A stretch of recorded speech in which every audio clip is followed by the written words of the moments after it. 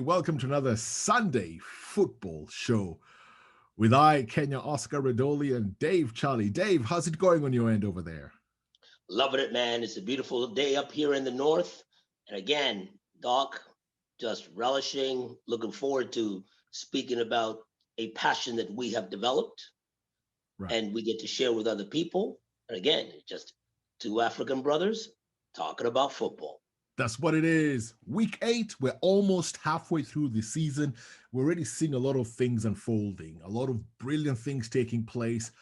Last week, we talked about, the main game that was played with the Pittsburgh Steelers and the Tennessee Titans.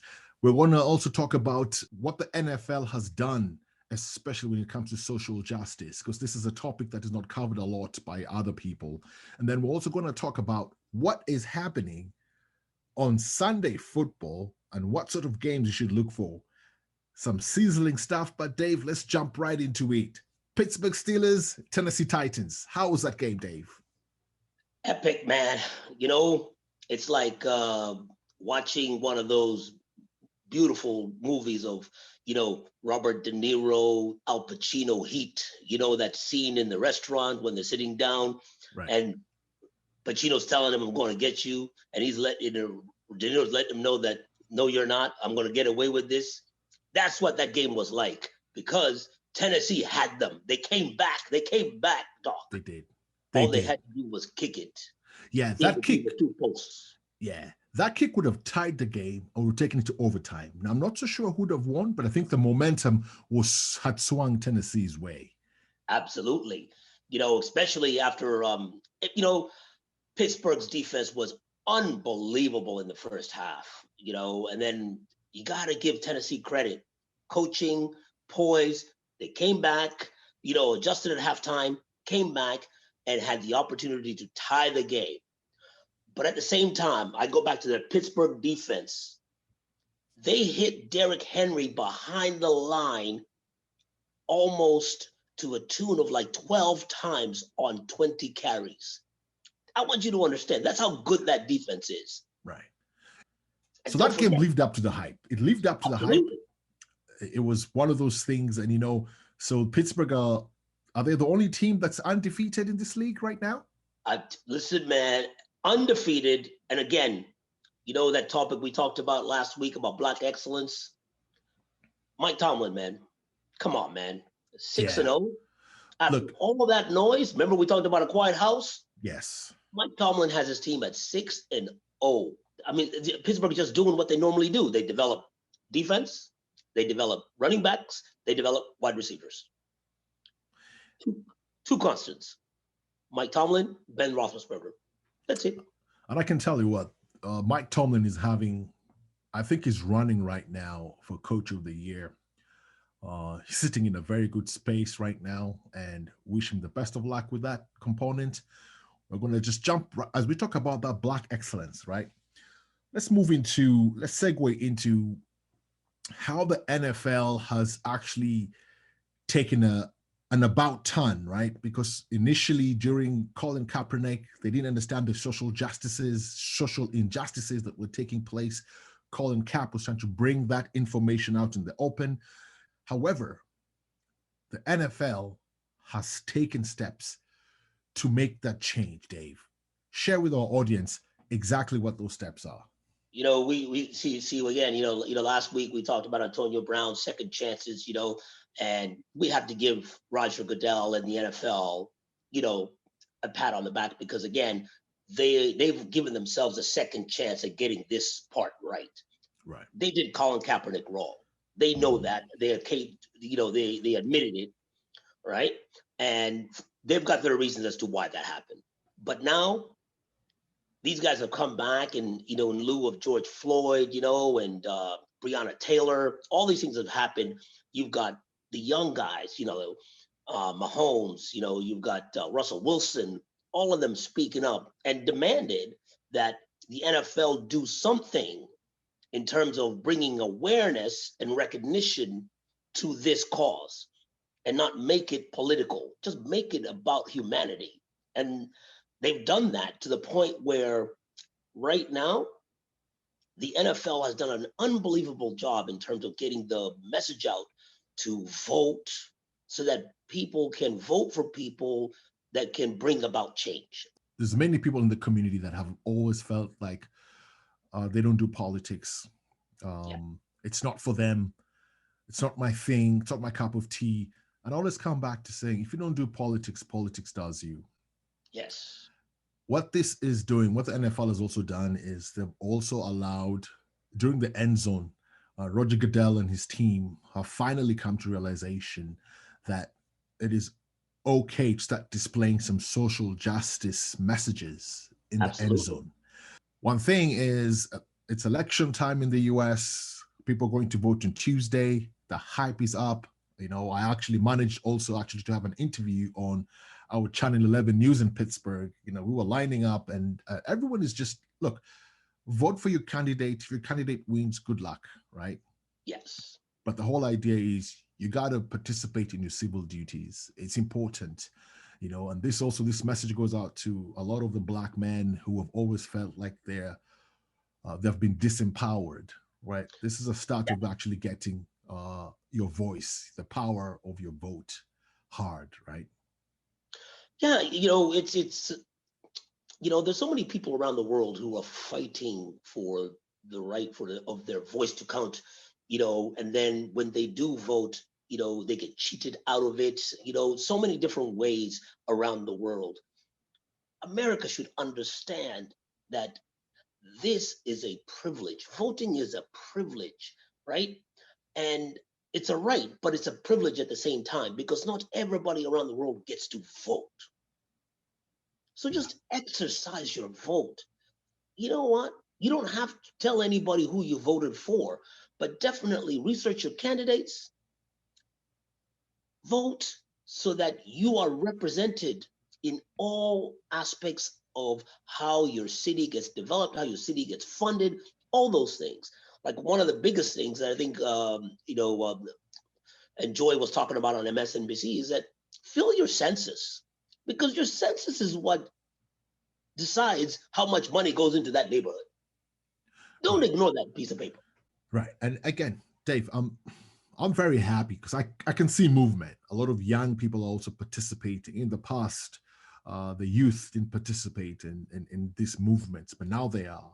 And I'm encouraged about that, Dave. And I'm just looking forward to seeing how the turnout is. Most importantly, as we speak, early voting right now, 80 million ballots have been cast.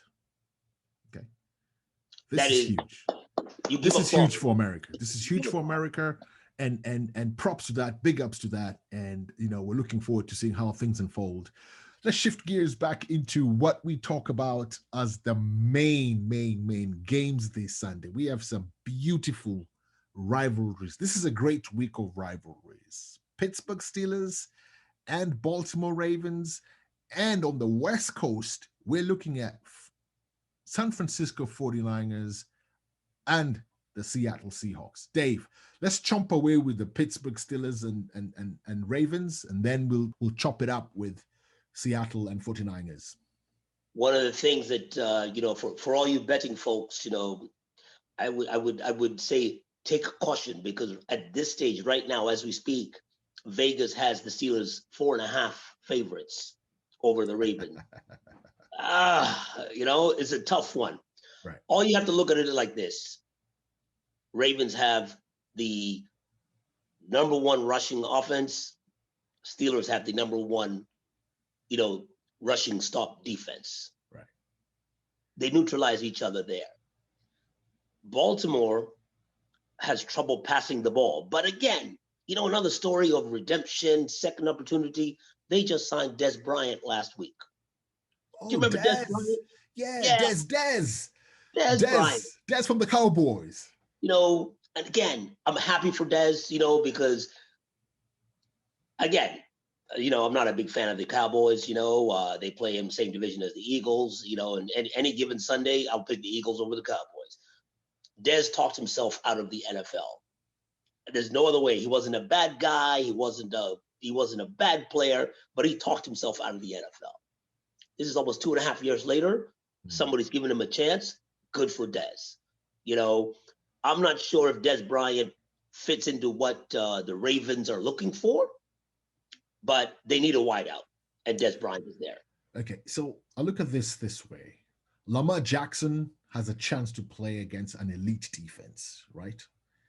If he can carve out a win against Pittsburgh, then Lamar Jackson starts looking like one of the quarterbacks that we know he can become because he's a talented quarterback. He's great. But this year, he's not played a great defense. This is the matchup that gets to show us who Lamar Jackson is, right? Put it this way. Pittsburgh will take away the run. They will take away the run. The question is, does Dez help Lamar open up that passing game? Because right now, Baltimore has the most drops of any team in terms of wide receivers, tight ends, the most drops. Yeah. So can Dez help them with that? Just simple moving the chains. Doesn't have to score points in terms of, downhill, just moving the chains. Lloyd, just move chains, man. First down, 3rd and 5. Can Des Bryant run a slant, catch it over the middle? Because that's what he's built for. And I don't want to share with our listeners that are not in the US, Pittsburgh and Baltimore, big rivals. Oh. Big rivals in terms of even just the geographic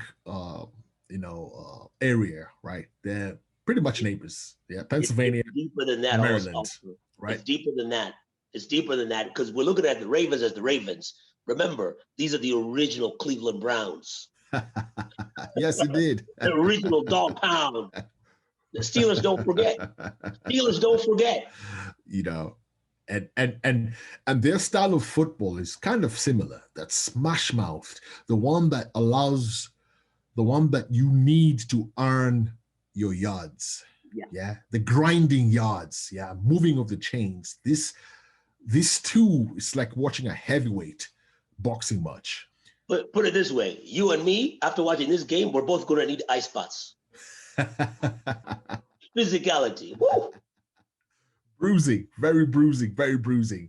Now, again, I say this because it's going to be the opposite when it comes to Seattle Seahawks versus 49ers, right? Absolutely. Put it this way. 49ers, they, just like the Eagles, Cowboys, they have injuries galore. But you got to give the coach credit because he still managed to find wins even with those injured players out. I mean, he's playing a guy that wasn't even drafted at running back, right? And everything Seattle does in terms of offense is based on run. They run it first. You guys try and take away the run, then they throw it.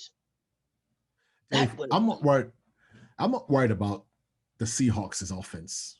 Russell Wilson is playing lights out football.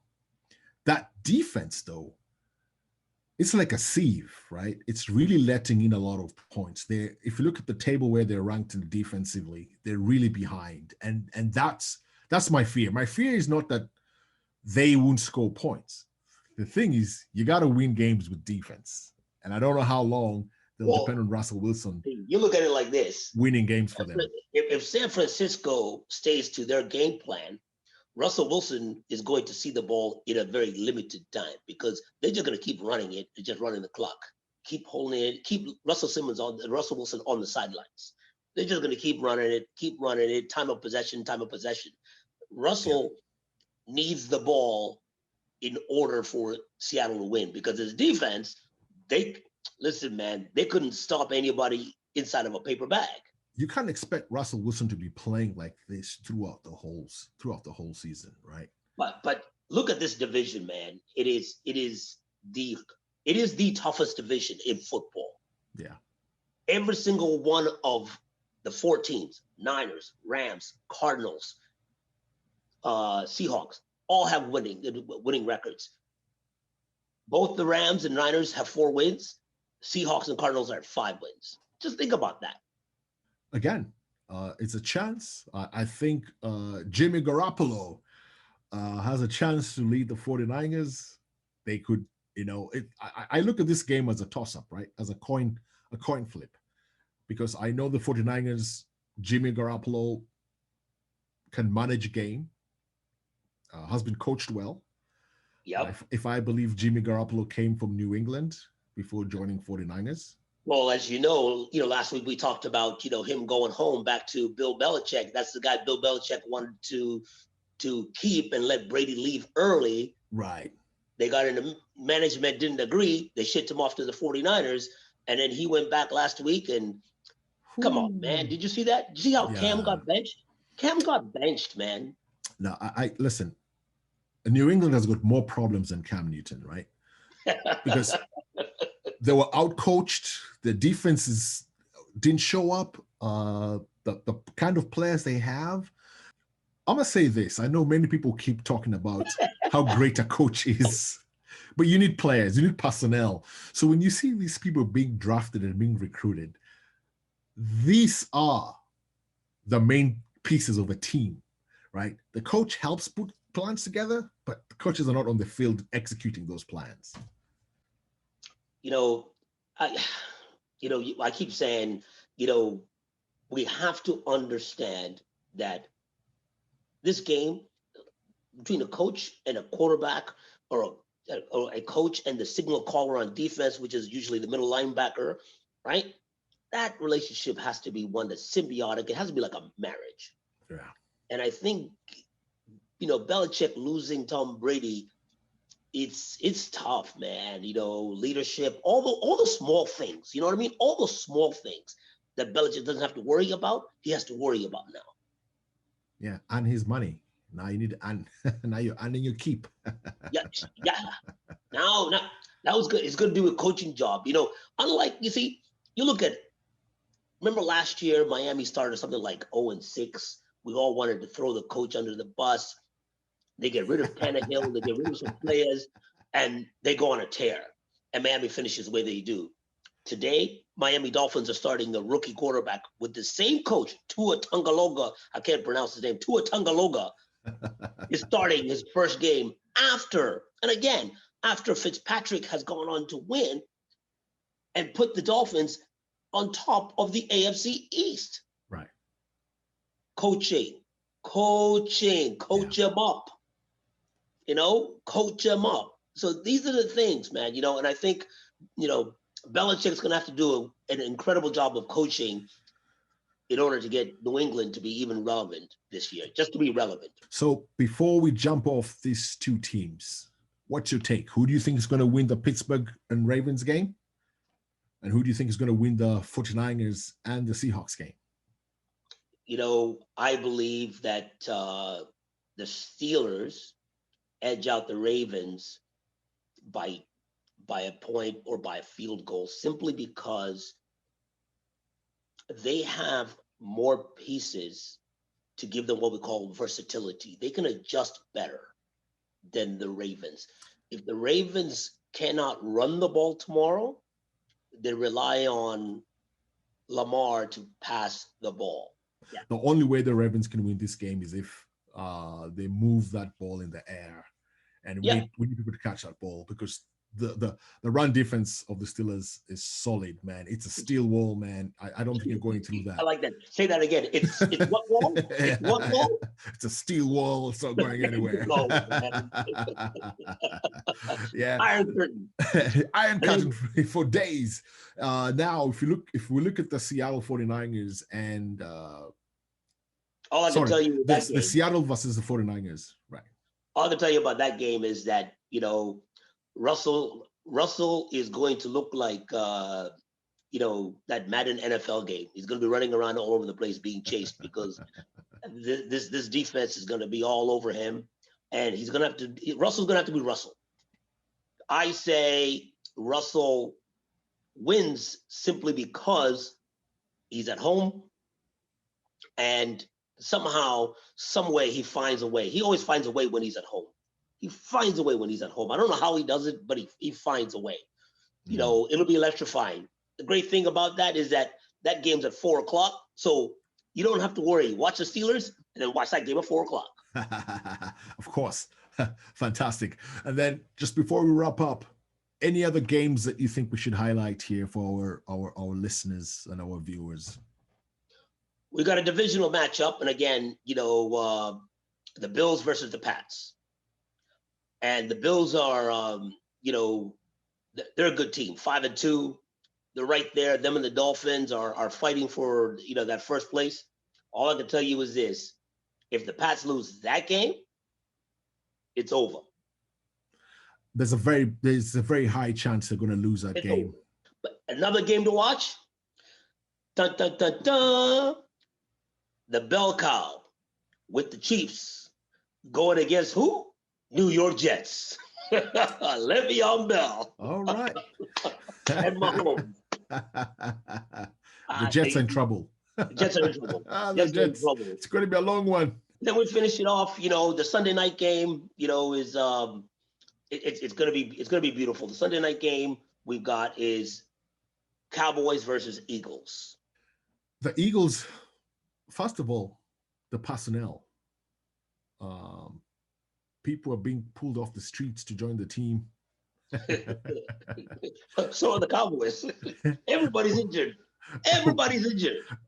What I'm trying to say is, it's as a professional. In all fairness, I think as a professional, whether if you're not the first choice, second choice, or third choice, but you're a professional, show up. Right? It's a chance for you to show up.